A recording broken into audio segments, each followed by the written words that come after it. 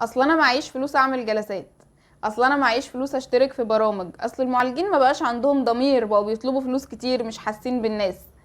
اول حاجة فكرة ان انت مش معاك فلوس، الفكرة دي ما بقاش لها اي معنى دلوقتي، ما بقاش لها اي معنى، لان المحتوى المجاني بقى كتير جدا جدا جدا انت اصلا تلاحق عليه. تمام. ده جزء. في جزء تاني ان احيانا بيبقى في جوانا مقاومة اصلا ان احنا نتعالج. طب ليه؟ هو انا هقاوم ان انا ارتاح؟ هو انا هقاوم ان انا هبقى احسن؟ لا، بيبقى عندك مقاومة للألم اللي انت ممكن تشعر بيه لما تفتكر أحداث معينة. تالت حاجة، انتبه لترتيب الأولويات في حياتك. هل انت حاطط التشافي والتطور الشخصي بتاعك هو المرتبة الأولى؟ هل انت عامل كده فعلا؟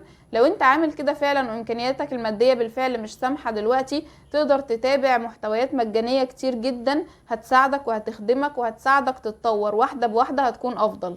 ولو انت انتبهت ان ده مش اولوية عندك، فخلي ده اولوية، لان ده هيساعدك تتزن في باقي جوانب حياتك.